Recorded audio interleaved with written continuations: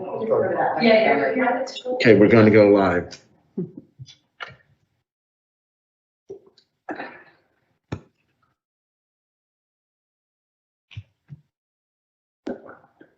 I'm Berks County Commissioner Christian Leinbach, and I want to welcome you to our Commissioners Board meeting for August the 12th. We're broadcasting live via Microsoft Teams live event, also through BCTV, as well as YouTube and Facebook Live. At this time, I'd like to recognize my Executive Assistant, Mary Buer.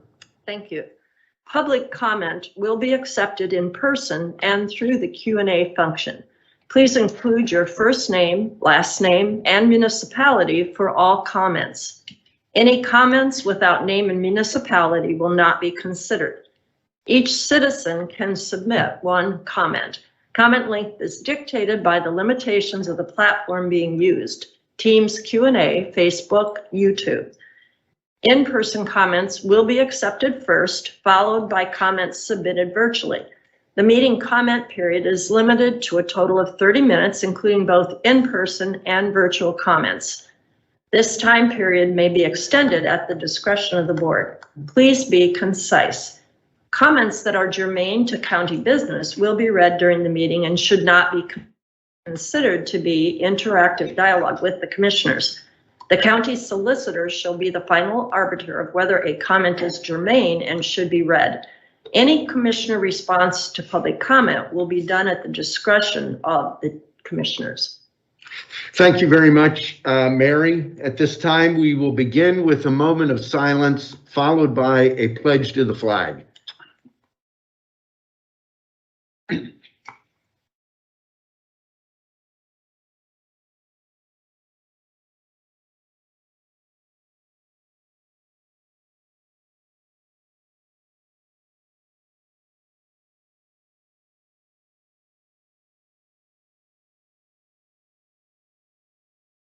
I pledge allegiance to the flag of the United States of America and to the republic for which it stands, one nation, under God, indivisible, with liberty and justice for all.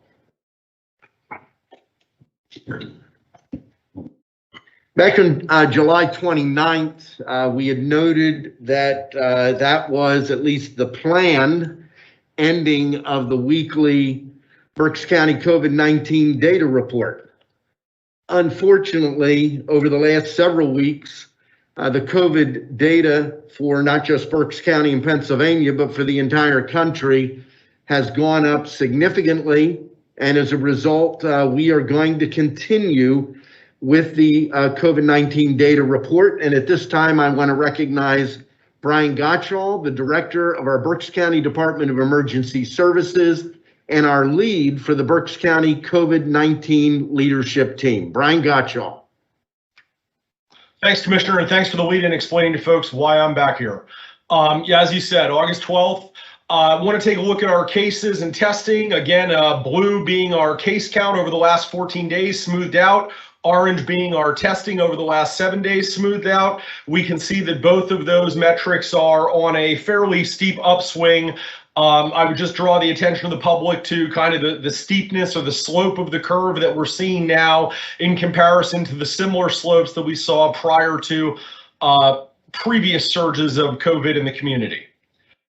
Likewise, our test positivity is up dramatically, not surprising. We know that, of course, particularly as the concerns about the virus has waned, folks would not be going to get tested were they not either believed to have been exposed to somebody or feeling some symptoms. So it makes sense that as there is more COVID in the community, our testing is going up and that those tests would be more likely to be positive because that's what presumably motivated the people to go get tested in the first place.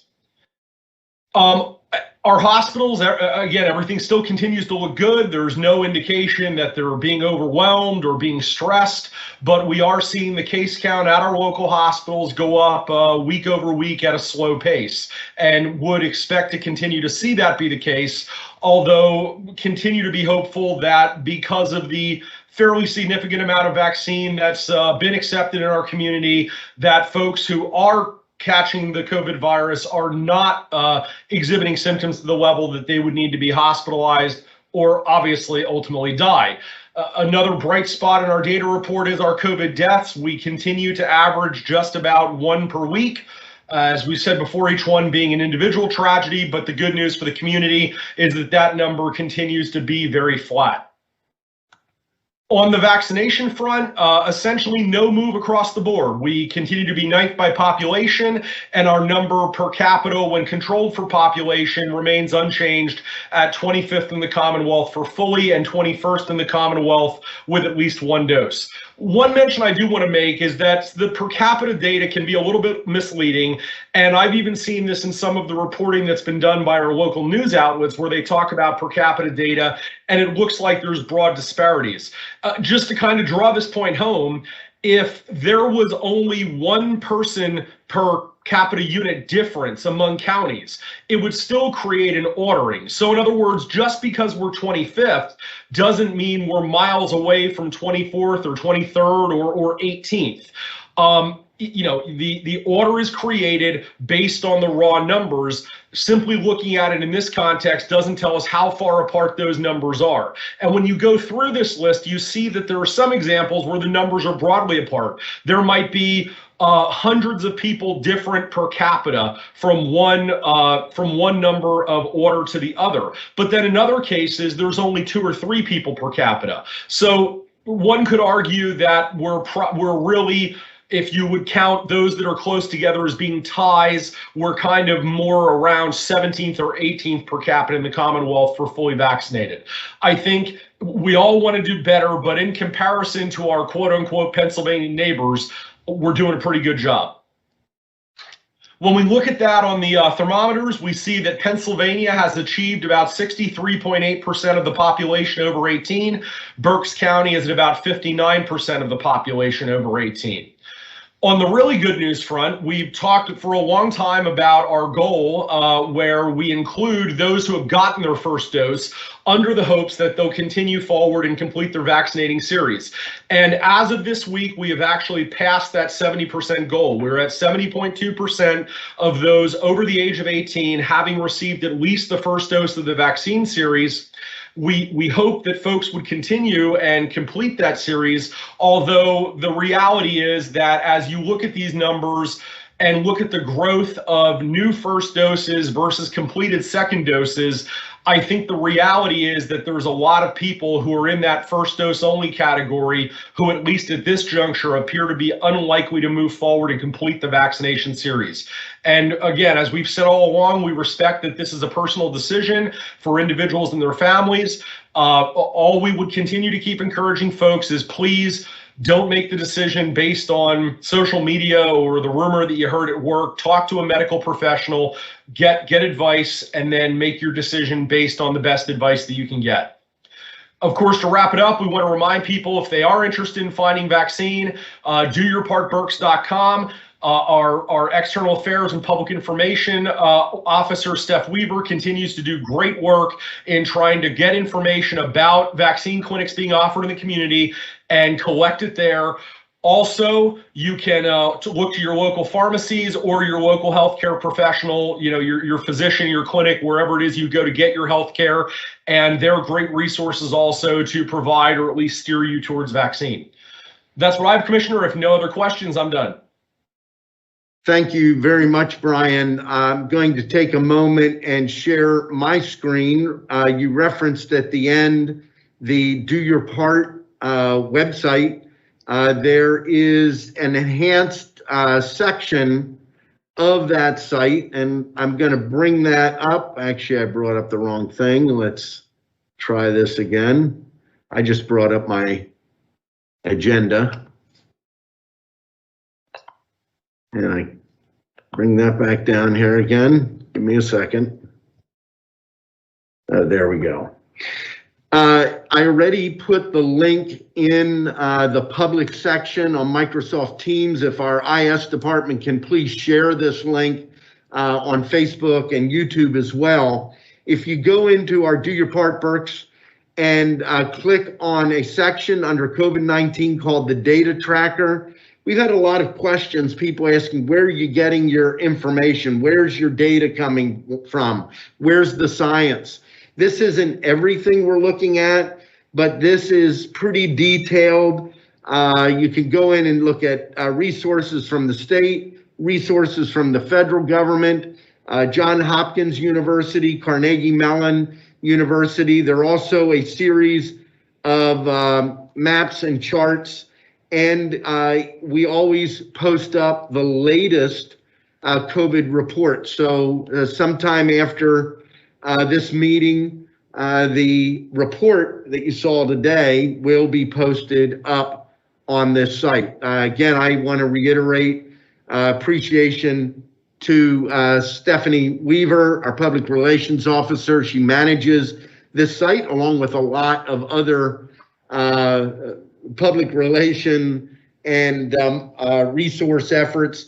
And her role is to make sure the county is doing the best job possible communicating important information to the public, not just about COVID, but a wide variety of issues. So thank you very much, Stephanie Weaver. Anything from my colleagues before I move to Commissioner Barnhart's update? No. Okay, let me recognize Commissioner Kevin Barnhart for the Co-County Wellness Update. Kevin. Thank you, Commissioner Weinbach. And the COVID vaccination center is not in operation going forward, at least for this period of time. So we do have an update on Co-County Wellness Report, and these are 2-week opportunities. Data from July 21st to August 4th, 66 new contacts for that period of time, and 70.3% were contacted. And the contacts in total since the beginning of the program, 15,847. And this period of time, July 21 to August 4th, there were no line lists, probably indicative of schools not being in session and people not in large gatherings at this point, but that obviously going to change in the next few weeks. We are in the process of extending the agreement with Co-County Wellness through the end of the year for contact tracing. They've also been very instrumental in the call center, scheduling people to vaccine appointments. So far, their cost to the taxpayers since June of last year, 13-month period of time, was $207,000 for contact tracing and $57,200 to stand up the call center. That, of course, takes care of software as well as phones. So when we went into this last spring, COVID-19, we had budgeted at $1 million for contact tracing. So I just wanted to make a very positive note that it's a very cost-effective methodology for us to have a real robust contact tracing partner here in the county with Co-County Wellness. Thank you, Commissioner Weinbach. Thank you very much, Commissioner Barnhart. Are there any additions or corrections for the minutes for July 29th of 2021 and the commissioner meeting minutes for August 10th of back up. Commissioner meeting minutes for July 29th of 2021 and the operation meeting minutes for August 10th of 2021. Hearing none, the minutes will stand approved as presented. I do want to note that we had an executive session yesterday, August the 11th, dealing with personnel, contract negotiations, litigation, and real estate. Mary Buer, is there any public comment on specific agenda items? There is one comment from Jean Archer, Spring Township, on agenda item 286. Question: what is the detailed scope of service to be provided by the firm Susquehanna Accounting and Consulting Solutions, Inc., which is related to the American Rescue Plan? Who does this firm report to?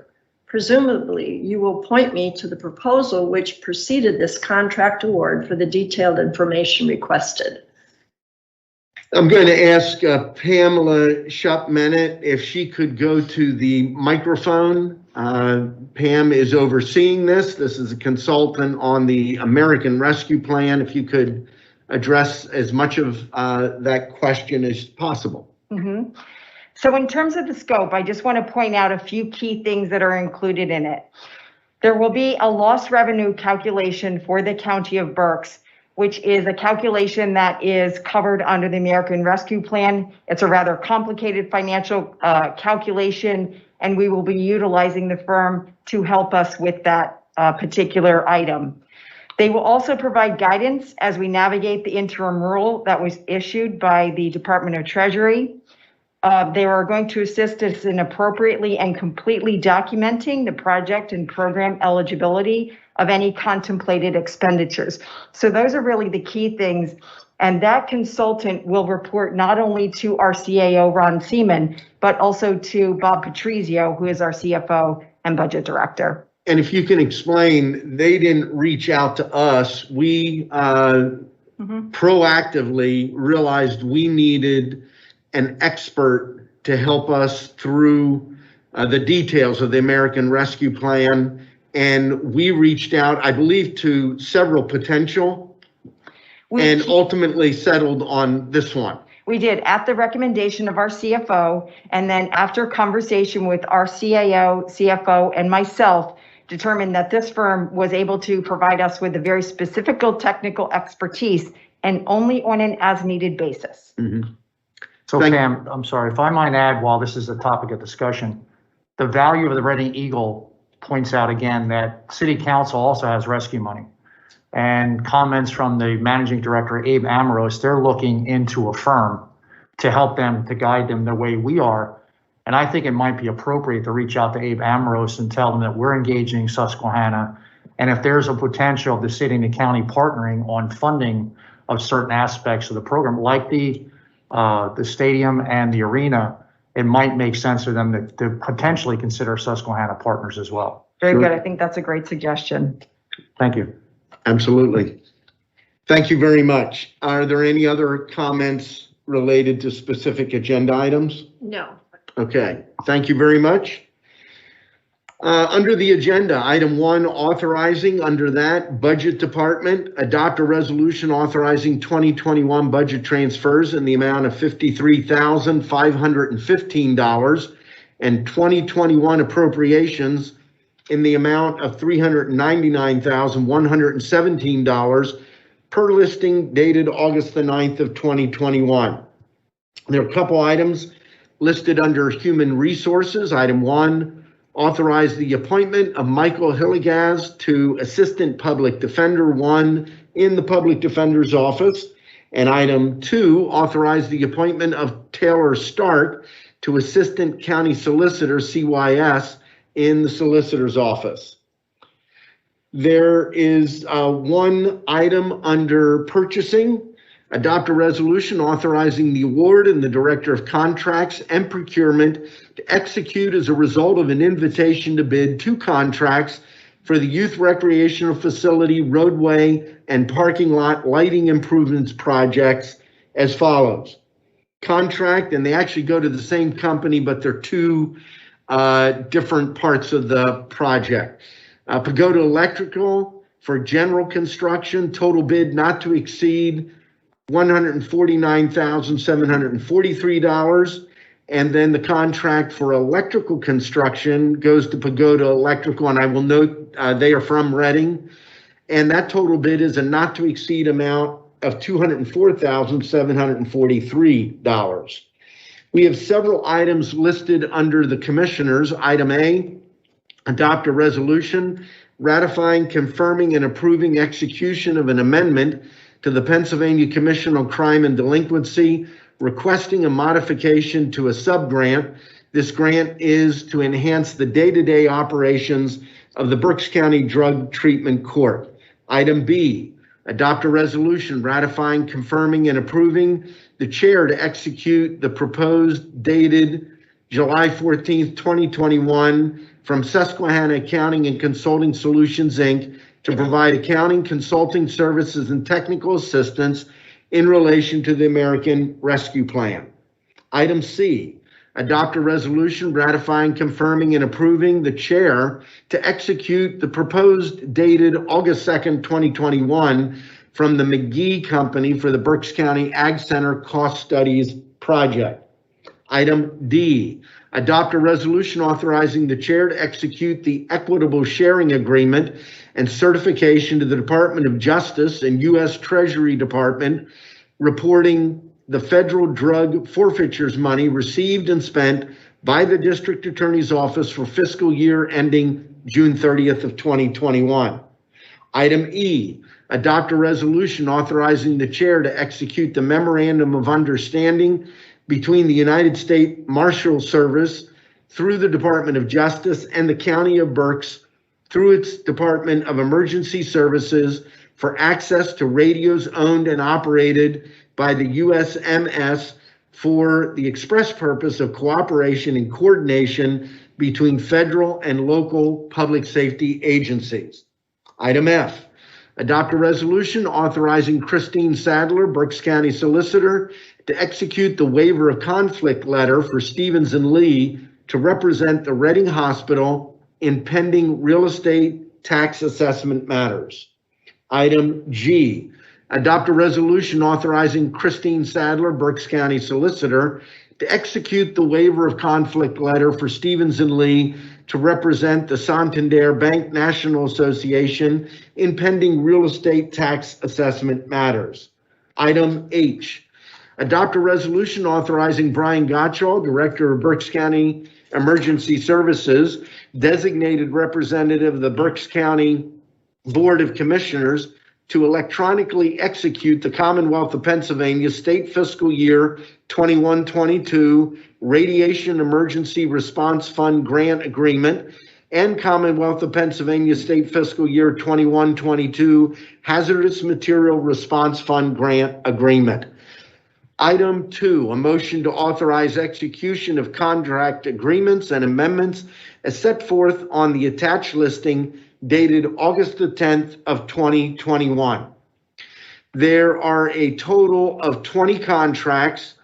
There are 5 with the Area Agency on Aging, 2 with the Berksheim, 1 with CareerLink, 6 with Children and Youth Services, 1 with the Department of Emergency Services, 2 with the Berks County Library System, and 3 with Parks and Recreation. And then item 3, a motion to ratify and confirm payments is set forth on the Controller's Office voucher listing dated August the 3rd of 2021 and August the 10th of 2021, and the payment of electronic transfers and employee payroll. Motion to approve the agenda as presented. Second. The motion has been made and seconded. Is there any discussion? Hearing none, all those in favor signify by saying aye. Aye. Opposed? The motion is carried. That quickly we are to reports, and I want to begin with our treasurer, Dennis Adams, with the county treasurer's report. Dennis? Morning. Good morning. Do you want to turn your camera on, Dennis? Not really, but I will. At least he's honest. Yeah, got a little nick in the nose. Anyways, we had an opening balance today of $230,063,581.50, with a balance to clear of $3,257,338.05, leaving us with a balance today of $226,806,243.45. I didn't want to break the camera right off the bat. Okay, well, thank you very much. You didn't break it. You came close, but you didn't. It survived. At this time, we're going to recognize Grozna from the Controller's Office, and she's stepping up to the microphone. Grozna, if you could give us the Controller's Office report. Yes, good morning, Commissioners. Total accounts payable disbursements for this week were $5,406,447.35. So. Thank you very much. Appreciate it. And with that, we will move to the Chief Administrator Officer, Ron Seaman, for your report. Thank you, Commissioner. There are no special parks programming for this upcoming weekend, Saturday and Sunday, the 14th and 15th. However, The Gruber Wagon Works, C. Howard Heaster Canal Museum, Epler's one-room schoolhouse, and the Bingham and Nature Center remain open to the public, and the times for each of those entities can be found on the Berks County Parks and Recreation Facebook page. In upcoming sessions on Thursday, August the 26th at 7 p.m.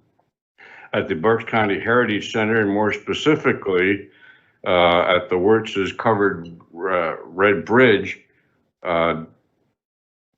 Karen Campbell of Albright College will be presenting The Return of the Bats of the Bridge. It's a program talking about the characteristics of flying mammals and the distinctive characteristics of the bats and how they support a range of different roles in nature, and include the interaction between bats and humans. This is a free, open seminar to the public, and it's my understanding there is no pre-registration required for that. On Saturday, August the 28th, there's a program at the Bingham and Nature Center entitled Watersheds, Macros, and Microscopes. Registration is required for this, although it is a free session. And that takes place at 11 o'clock a.m.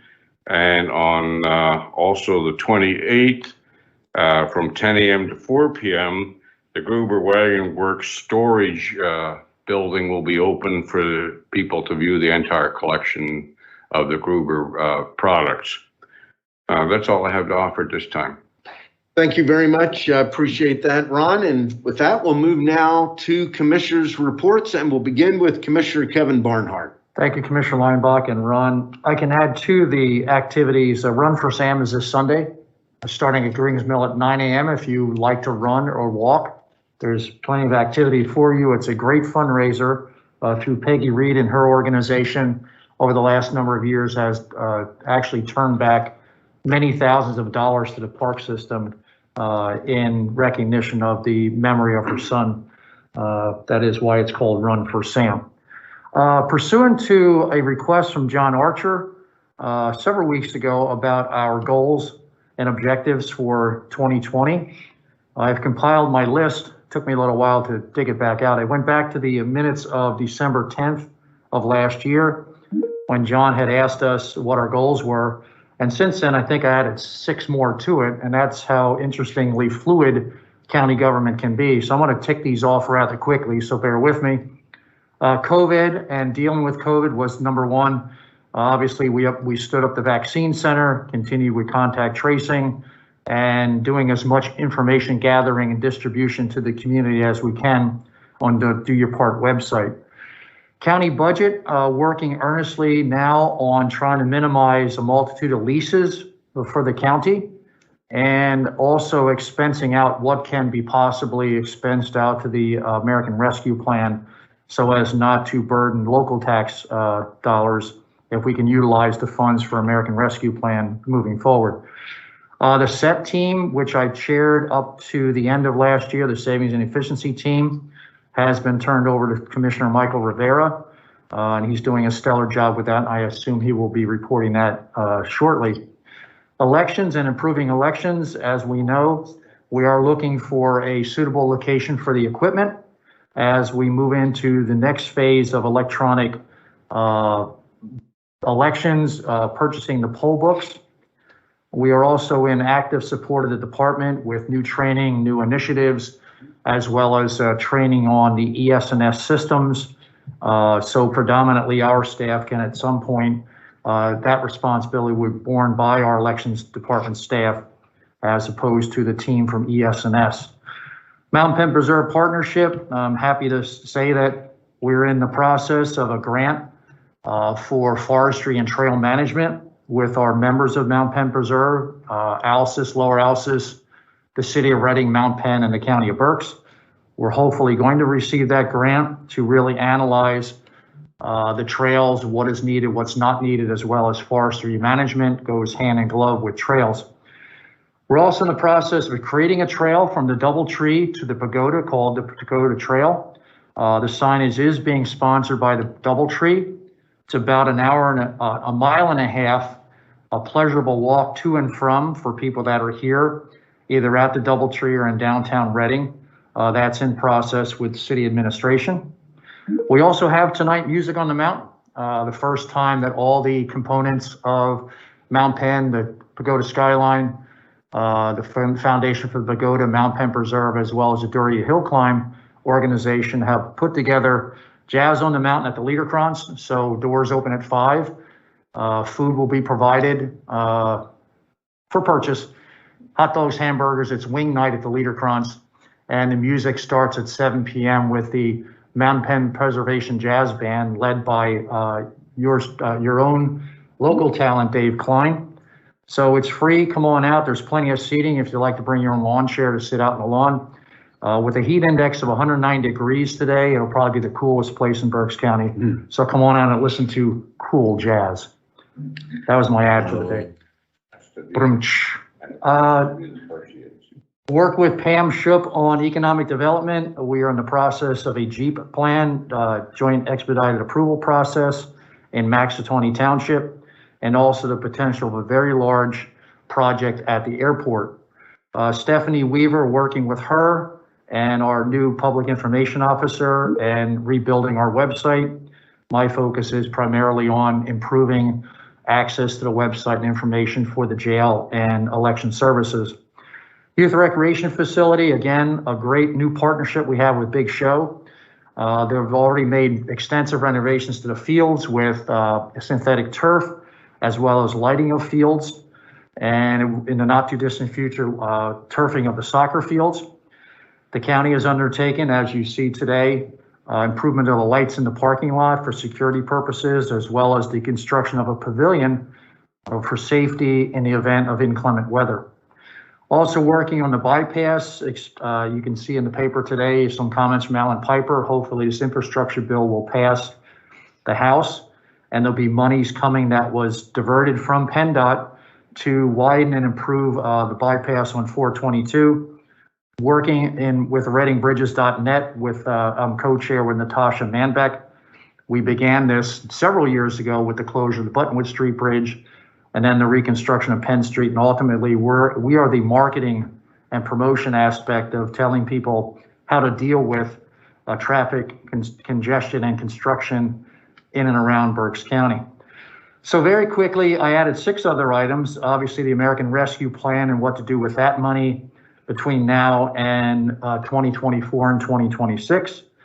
The jail is ever present with a new warden on board, Warden Smith, and some of the consulting work we've had done so far from CGL. We've embarked on the road meetings for the commissioners, which will begin in September and December of this year, and also lunch and learns, as well as evening meetings to share information that the folks in the community would like to know about the county. Also had a very good meeting with Fish and Boat regarding Kircher Creek and the opportunities there.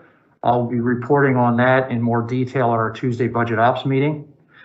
Just recently, we've gotten much more involved in the Ag Center and its potential renovations. Soon, probably in September, Kelly Lawback, our purchasing director, will be presenting to the board a proposal for county health outcomes. This is a request of some people in the community to look at the health outcomes and prospects in the community. And a lot of this is going to be coordinating information that is being gathered by federal requirement by Tower Health and Penn State St. Joe's, as well as partners such as Council on Chemical Abuse and Co-County Wellness, to see if where we rank in our community as far as health outcomes. This is not, and I'm going to emphasize this in bold, this is not a drive to a county health department. It is simply to see what the needs are in our community, how they are being dealt with, or potentially how they're not being dealt with. And last but not least, on a sad note, SOS Berks, the Opioids Coalition, we have been heading in the wrong direction, especially since the pandemic and people being locked down and not being able to engage other people, going to treatment and so forth. So we really need to redouble our efforts to stem the tide of overdoses here in Berks County. So Long and the short of it is our work continues. It's never done. And some things do seem to take longer to gel than others, but there are always, as soon as you're working on something, another opportunity crops up. So I just wanted to share that with John Archer and anyone else who was interested, that we are a very busy county. There are many people working extensive hours, working nights and weekends to make things really hum along here for Berks County. I'm proud to be part of it. Thank you. Thank you very much, Commissioner Barnhart. Commissioner Michael Rivera. Yes, thank you, Commissioner Linebuck, and thank you. I'm sorry, thank you. Thank you, Commissioner Linebuck and Commissioner Barnhart. Thank you for your extensive list there with the details. It's very important that people know what is happening at the county and what we are working on here. So thank you for putting that together. There are just a few things I'm going to add on that to avoid duplicity. But before I do that, I want to ask IS to put up information on the CHIRP program, which is the COVID Hospitality Industry Grant Program, COVID Hospitality Industry Recovery Program. As you'll see here, the information, there were $4.68 million in grants dispersed. The average grant was $27,000. Of the ones dispersed, 49 were minority owned, 51 were women owned, and we received 209 applications and approved 177 of them. And this all was done through the Greater Reading Chamber Alliance. So I want to thank them for the hard work in putting this together, making it smooth to be able to get the applications in, reviewed, and the money out the door. So thank you very much to them. Just the stories that all three of us received while we helped hand out these checks were very heartwarming from many, many, many grateful restaurant and hotel owners here in the area. This will be posted on the Do Your Part Berks website. Also on the bottom, there it says applications received. In being transparent, if you click on that map there, it's an interactive map where you can go, and if I'll ask IS to click on there, and a map will come up as to where the recipients of these grants are located throughout the county, and you can put the cursor over the button and you'll be able to see where there are. So IS, if you can click on the bottom left-hand corner where it says View Map.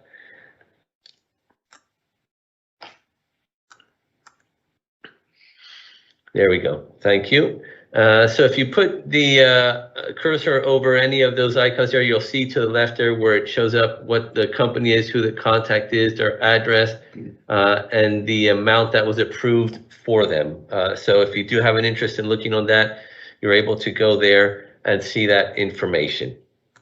So thank you, IS, for that. Next, I want to bring up the Kutztown County Fair, which is celebrating 150 years of fabulous fairs, is open this week through the 14th through Saturday. So if you do have an opportunity, go there. It's a great way to learn more about ag, to have some fun, do some rides, and just enjoy some family time. For more information, go to kutztownfair.com. Again, that's kutztownfair.com, and it is open through Saturday of this week. Also, the Berks County Public Libraries has added indoor colorblind glasses. About a month or two ago, we spoke about the Enchroma outdoor glasses, and we presented a video as to people that were wearing them for the first time, what their comments were and what it meant for them. Now the libraries has got indoor glasses as well. And over the past 7 weeks, the original 8 pairs of outdoor glasses have filled 17 requests with 11 more holds in the queue. The glasses are available in 3 styles: adult fit over, and kids. All glasses will be housed at the library system headquarters in Leesport and travel to any of the 23 member library locations. Anyone interested in borrowing colorblind glasses should place a hold through the countywide catalog or speak with a library staff member for assistance. You can also go to berkslibraries.org to get some more information there. and enter colorblind glasses in the search bar. Again, that's berkslibraries.org and enter colorblind glasses in the search bar. Last week, as I had mentioned 2 weeks ago, all three of us were at the CCAP annual conference in Hershey. Just three things that stood out for me there that I'm going to be looking at working more on and bringing here to the county is one, an issue around senior social isolation was brought up. So I want to have more conversation around that. There were more idea sharings around the American Rescue Plan dollars and possibly putting together a list of ideas of what is working, what is not working from the counties throughout the Commonwealth so that we can share ideas amongst each other. And also there was another one on technology to engage more with our citizens. Something we did learn from COVID was that the use of technology has benefited us in different ways. And we're now looking as part of the SET team to continue to use technology to engage not only amongst county government, but with citizens as well, making it easier for them to connect with our different departments and agencies. So we'll be looking at that. And also just wanted everyone to let everyone know that I was elected as the second vice president for CCAP, and that is for next year, which is 2022. And finally, just to add to the list Commissioner Barnhart had for John Archer, we have kept on working with SET. We have a monthly meeting. We did a questionnaire earlier this year to all of our departments, row officers, and authorities as well. And based on that, the responses from those, we were putting the list together and working on the needs in that aspect. I went through the CHIRP as well. One of the other things that we're looking at is keeping an eye out on the issue of homelessness here in the county. COVID has had an effect on many people, both on renters and property owners as well. So we've been working closely with the Coalition 10 Homelessness on the Emergency Rental Assistance Program, as well as keeping an eye out as to what will happen with homeowners once the eviction moratorium ends. There's not as many resources for homeowners, but the state will be providing funding for that, and we're looking into making sure that we are making our citizens aware of that once that becomes available. Another thing that's very important here in Berks County is we are working on different initiatives to help promote the ag and farming communities as well. They also were hit very hard by COVID. They're the #1 industry in Berks County based on gross revenue. So we want to make sure that we're providing resources for them to be able to continue growing and be productive here in Berks County. And that's all I have. Commissioner Leinbach, back to you.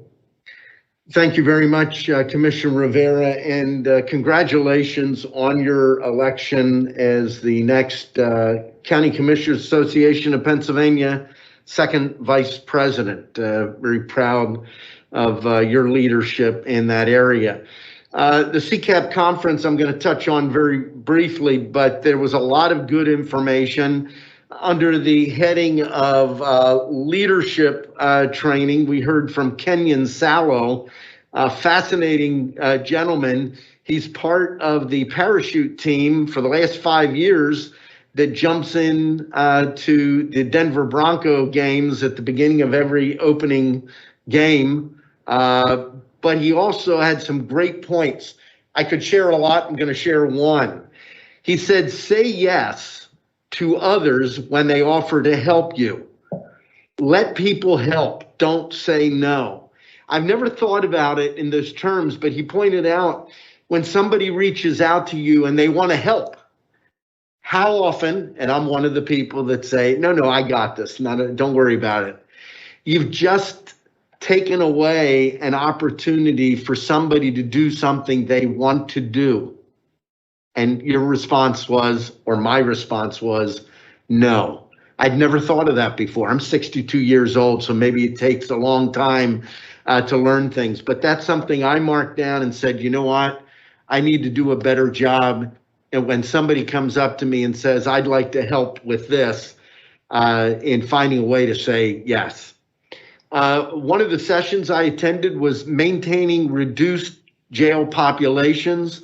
Very, very good program. I'm not going to go into all the details, but there was some very good insight. Basically asking the question, in the middle of the pandemic, jail populations were down dramatically. And why were they down? And why can't you keep them, maybe not at the exact level they were at, but at significantly lower levels? We are still well below where we were, but it's something that is worth looking at, keeping an eye on, and asking the questions of what drives jail population. There was another session I was in, again, not going to go into the details, was creating better public engagement through the use of technology. I think we're doing that in a significant way. What we have done as a result of the Microsoft Teams live event are doing right now is proof of that. But I think there's some more opportunities. The one I will highlight, there are opportunities for mobile apps for counties that make county government more accessible to people. And a real simple thing, and I never thought of this, changing our domain to .gov. I didn't realize this, but and I'm a tech guy, but .com anybody can get, .net anybody can get. It used to be you had to be special to get a .org. Now anybody can get a .org. To get a .gov, you have to go through a very special process to be approved. And what a .gov website or a .gov email says is this is different. This is not just somebody pretending to be the county of Berks. There was a section in there on citizen story. I won't get into that. So that's basically CCAP. Before I go to my goals, this morning I received a letter, actually the commissioners, it's one thing I hate about masks. I can't talk and read through my glasses at the same time. I think I can get through this. Dear commissioners, I want to reach out to you and tell you how much me and my family thoroughly enjoy what we have in Berks County. After a visit to Seattle in 2016 and enjoying the natural wonders in Washington State, I got hooked on walking. Walking along the Union Trail, which is the Union Canal Trail here over at Grings Mill, gives me a sense of peace and feeling at home. We are so blessed in Berks County that you have enabled citizens to enjoy the beauty of being at home with nature. The Heritage Center is not far from my home, as I'm a resident of Bern Township, but until recently and retirement, it has given me a sense of peace, wonder, and blessings. With all of the negativity in our country today, you have enabled Berks residents to enjoy the beauty of our Berks County parks. The Heritage Center is close to my home, so it is the one I am most familiar with. I want to tell you that your employees and volunteers are the friendliest people and that I'm proud to share our Berks environment. Today, I took my 7-year-old grandson to visit the History Union Canal Museum, Country Store, Epper Schoolhouse, and Gruber Wagon Works. The volunteer in the Canal Museum was wonderful and so knowledgeable. The museum itself is a jewel. This museum is well worth a visit, and the artifacts are incredible. I want to tell you that I don't think many people realize or know just what the crown jewel of this park is, and that is the Gruber Wagon Works. We had a fellow named Dwight as our tour guide, and he was outstanding and engaging and so knowledgeable. My grandson and I were his only persons on his tour, and I could not believe how engaged my grandson and taught him so many things about Gruber Wagon Works. I remember taking my children there with their classmates in elementary school many years ago. Today, maybe because I was even more fascinated with the wonderful history, it was an enjoyable experience. My grandson told me how much he liked getting into the buildings. They have biked the trail, but this was his first time inside the buildings. The reason for this letter is to thank you for doing a great job. The reason is also to send a thank you to the wonderful employees that keep this park in top condition, and also to thank the volunteers who help with this effort. You have a jewel with the Wagon Works. I just wish that more people would know about this park. I'm always amazed at how few locals really take advantage of what is in our own backyard. When I took Cole home today, I spoke to his neighbors with a young family at just how wonderful a learning experience this was and that we had, and this young family had no idea that it existed and wanted to learn more. Thank you for the memories you have created. Well, thank you, Kathy Shervonic, for your letter. Now, even more people know about the beauty of the Union Canal Trail, the Heritage Center, and everything that is taking place there. Ron didn't know, and neither did Commissioner Barnhart, know that I was going to read that letter, but there's a significant reference already this morning to the Parks and Rec Department, and it is a great facility, a great team, and the volunteers are a critical part of it as well. So wanted to share that. Appreciate all that you had, all that she shared. And just give me a minute here. I'm going to respond to John Archer's request here. So back on December the 10th, there were 4 specific areas that I highlighted, and I'm going to read what each one was. Item 1 was continue to focus on the budget. The good news is that there will be a vote on the final version of the 2021 budget next week, and there will be no tax increase. I have 3 updates. At this point, there's no tax increase being planned for 2022. We are continuing to focus on the savings and efficiency team. Initially, that was led by Commissioner Barnhart.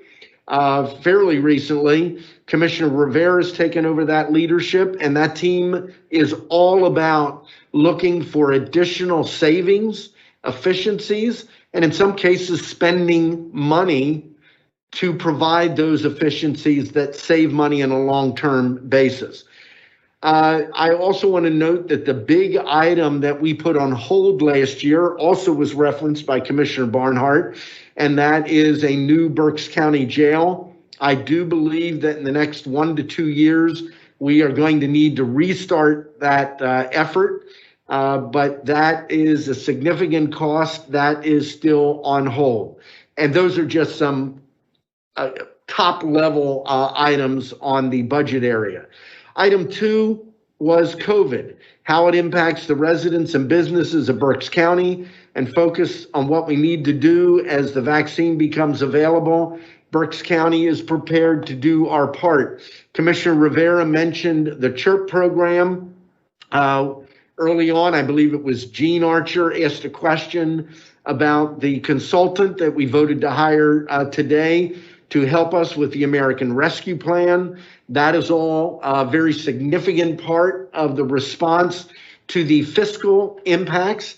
I hope that when you saw the map that is available to the public, that you understand the county's commitment to a proper, fair, and transparent process. These requests for at a variety of different levels are going through a process that is open and transparent. And when decisions are made, we want to make sure the public knows where to go to find out how the money was spent, if it went to a business or to a nonprofit or to a project, where it is going. Obviously, on the vaccine front, we addressed that working with the doyourpartberks.com website.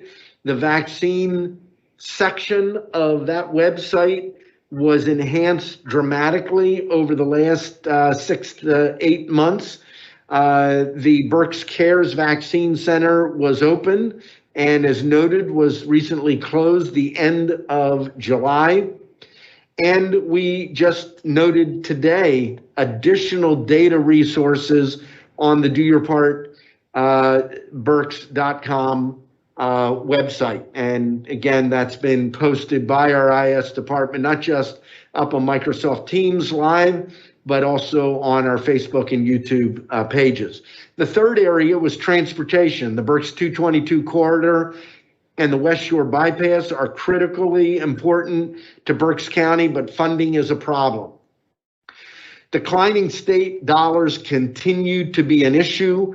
The driver behind that decline is that the formula that has been in place for decades is a broken formula. It's based purely on gasoline, and by this, regular gasoline, diesel fuel, and flex fuels. That doesn't work anymore. You have entire classes of vehicles that are paying effectively no transportation tax. Electric vehicles aren't paying anything.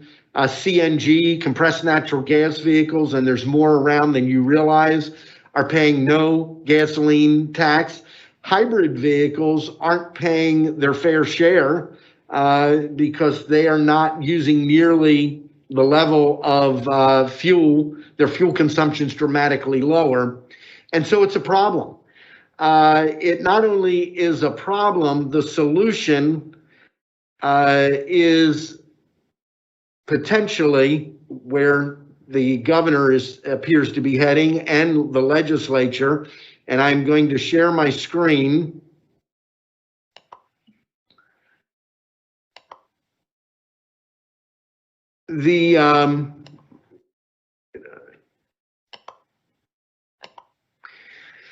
Recently, the end of July, a committee that was authorized by the governor and the legislature to study how to fund transportation going forward came up with a plan. I will drag a link to the actual report into our Microsoft Teams live event in a minute.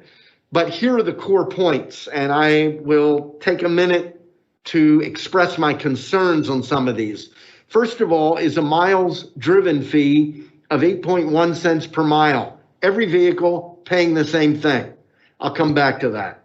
Secondly, a $1.11 fee added to all rides by shared networks, Uber and Lyft, etc. Now keep in mind, they're also paying the 8.1 cents.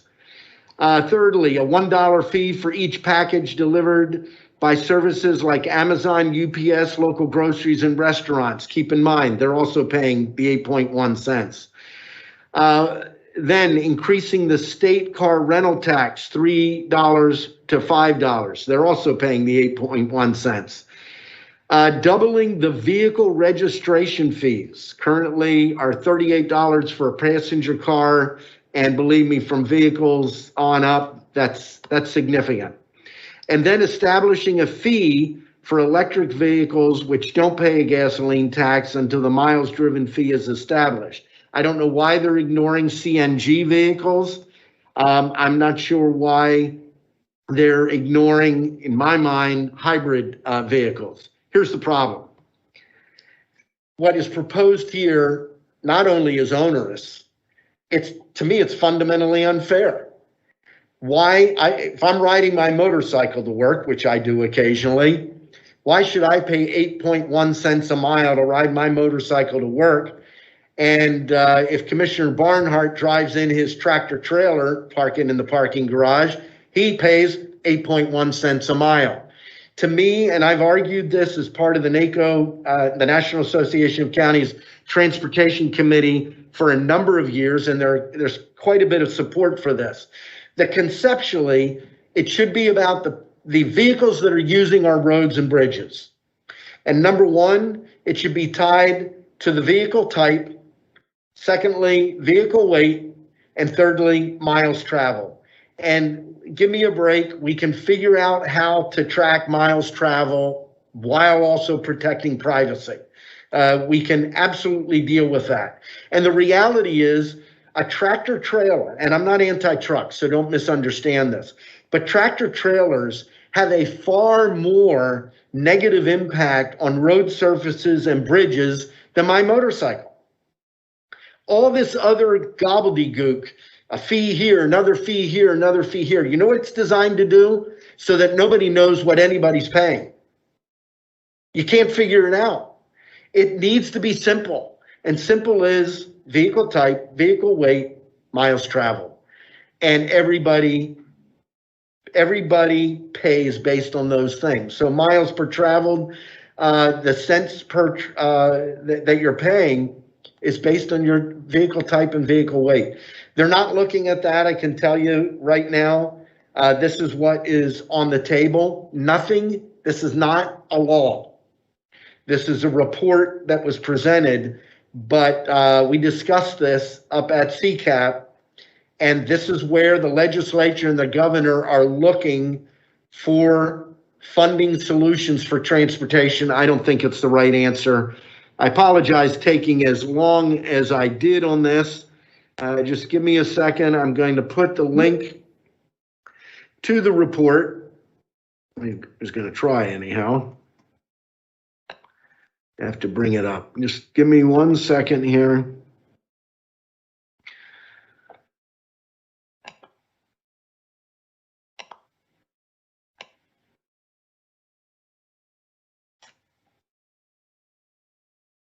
Okay.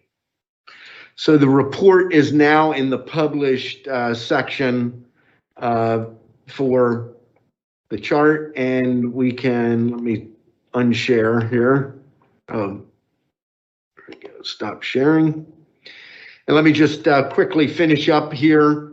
The last area was passenger rail service. I noted back on December 10th that a study was completed this year that shows a plan that would not require annual or substantial annual subsidies from counties, looking at the possible formation of a tri-county authority to begin the implementation of passenger rail service.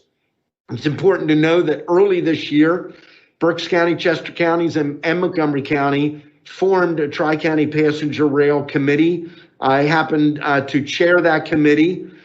We are now in the process of considering, and we'll be discussing this, the formation of a tri-county passenger rail authority.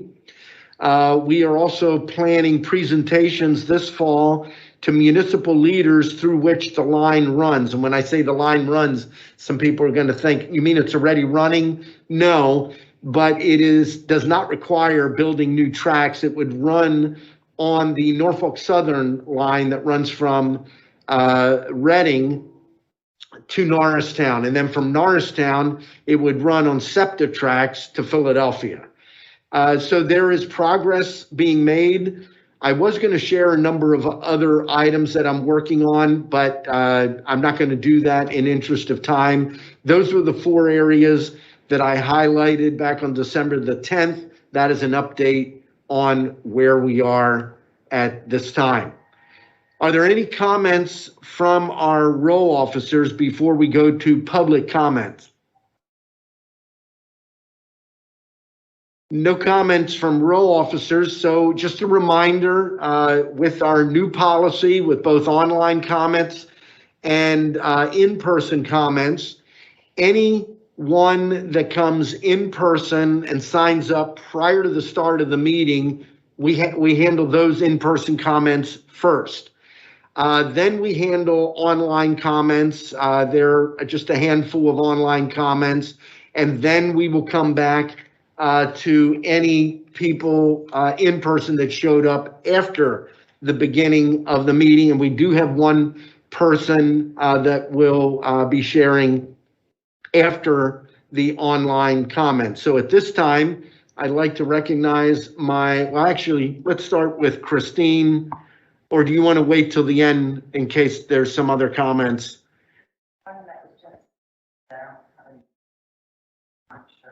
So let's wait till we're done. So let's pause the time there. You can pause the clock. There you go. I just want to do this right. I don't want to confuse things. So anything that you need to address, we'll address after all public comment is ended. Is that okay, Madam Solicitor? Yes, and I believe Mary and I are on the same page in terms of what she knows she's reading. The last one, Mary, I don't see any content there on that either. No, So I don't. it'll get dismissed at the end if it's not posted by then. So let's go ahead and get started. Mary, and then we have at this point one in person. Thank you. Crystal Kowalski, why missing? Good morning, commissioners. I want to thank the three of you, Ron Seaman and Brian Gottschall, for making the decision to require everyone, regardless of vaccine status, to wear masks in county government buildings. It is a proactive step that will help keep our community safe. Thank you, Crystal Kowalski, why I'm missing. Adrian Jadick, why I'm missing. Dear Commissioners, I am speaking today in response to several public comments voiced at the meeting from July 29, questioning the integrity of the 2020 election in Berks. I have been an observer at the November 2020 election in Berks. For over 2 weeks, I risked my health and possibly my life to do my part in ensuring that the election was fair and free of irregularities. I came to election services every morning and observed all day. At the end of each workday, I would receive the tallies of the ballots counted that day under my own eyes. I can hereby testify that the whole election process was conducted with utmost professionalism. BCTV was present and recorded the handling of the ballots. Security cameras were specially installed in each room to make sure nothing remains undocumented. That footage is publicly available. Scores of observers from the Trump campaign came every day to look with a fine-tooth comb for alleged irregularities. They were all fired up by the same rhetoric, filled with unfounded allegations that persist to this day. One after the other, they left after finding out that there was simply nothing that looked even remotely irregular, and that the process was simple and straightforward. So my question to these residents is, why were you not there? Why are you coming 10 months after the fact to claim that there were irregularities when the Trump observers that included at least 10 lawyers found nothing wrong? Why are you demanding that we spend taxpayer money on a forensic audit that has zero chance to uncover anything? Every year, our election services are desperate to find poll workers. Why aren't you offering your services if you are so concerned about election integrity? I chose to do my part instead of sitting on my couch and getting frustrated. Please do your own part and help us save money instead of demanding expensive audits based on allegations that have been consistently proven false. John Archer, Spring Township. Suggestion: because Berks County's county departments are providing a plethora of services to the county, many of which are not known by county residents, our commissioners might want to educate the residents of how complex our county's administrative services really are, and how our commissioners and the county's professional and dedicated staff are.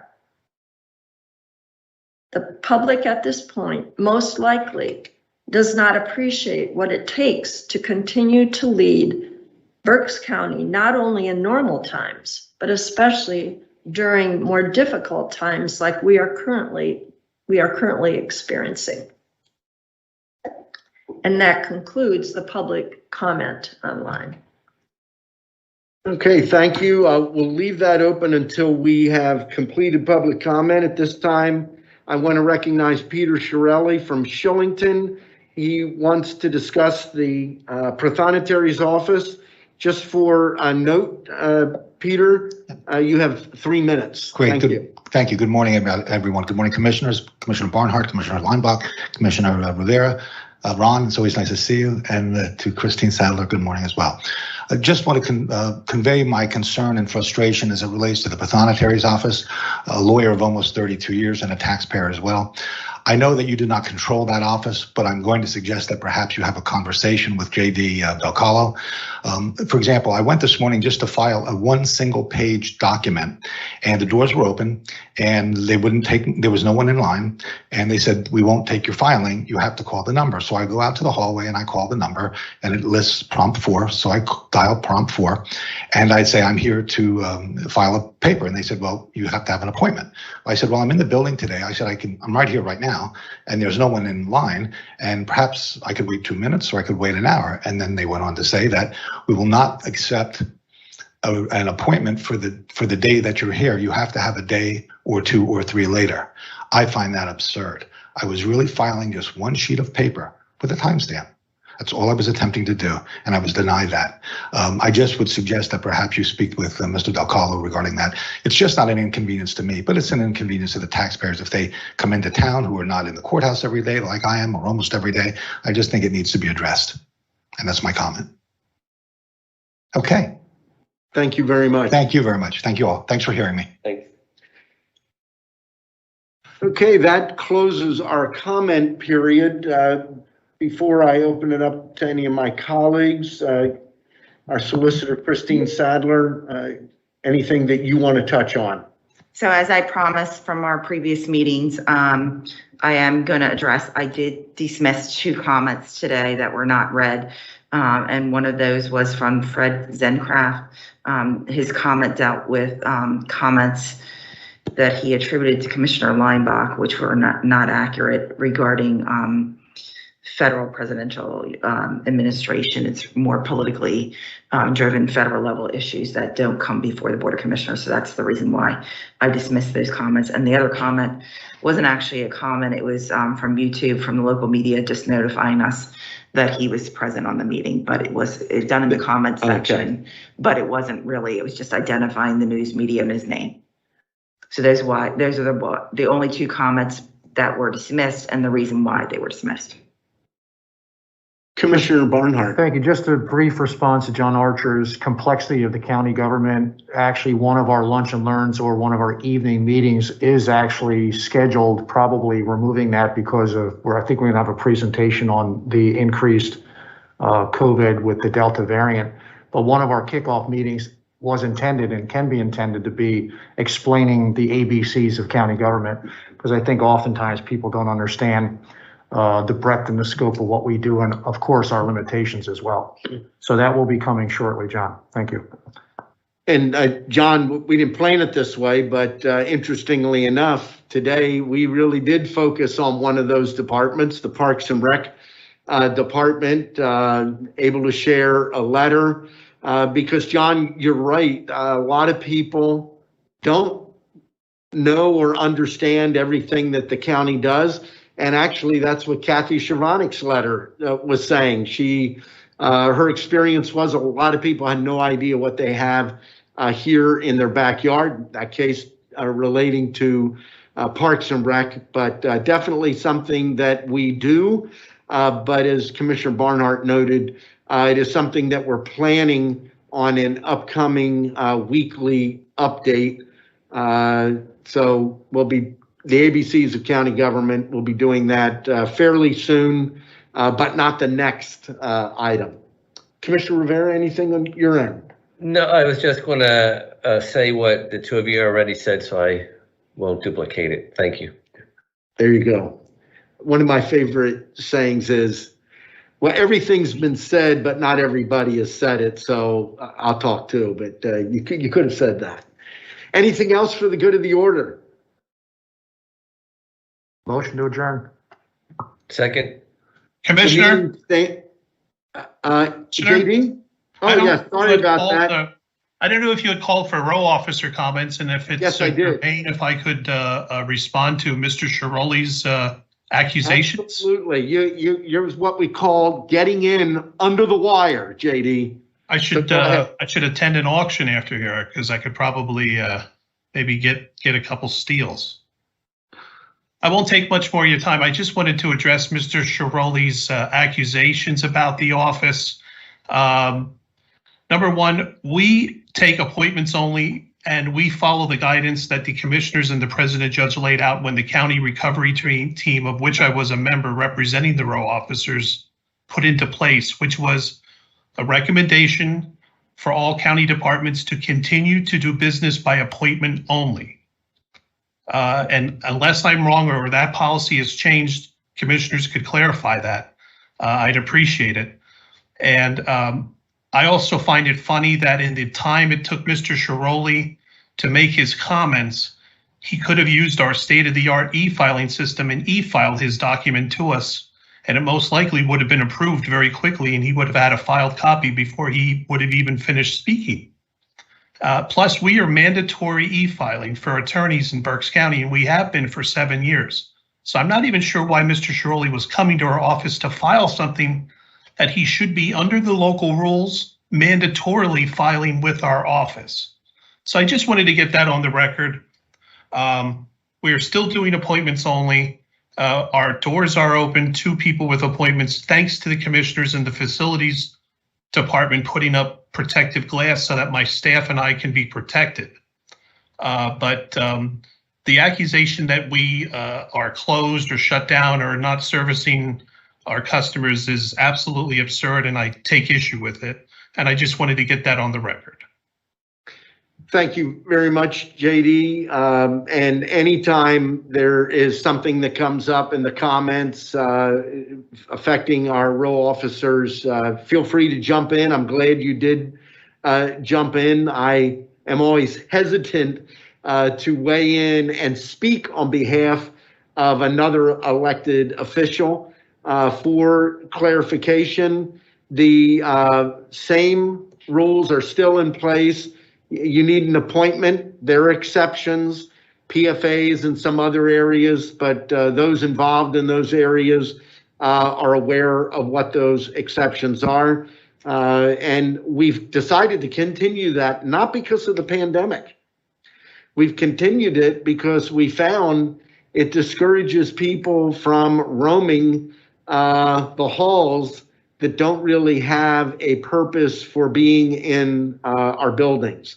And it's a wiser, I think, long-term, safer approach. So for clarification, we still are in an appointments-only environment, and it really is something that's worked well in the pandemic, and we decided to continue in spite of the issue of the pandemic, because can't say we're out of the pandemic yet, not with the way the numbers are going. So thank you, JD.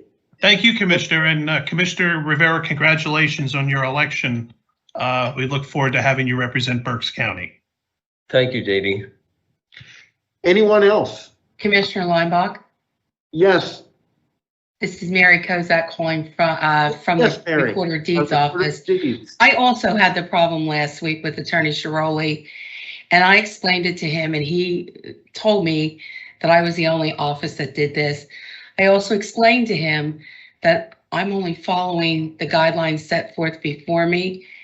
And even though we came to an agreement at the end, I'm glad he came up and made this to light, because there are a lot of people that are saying that there's nothing on the website.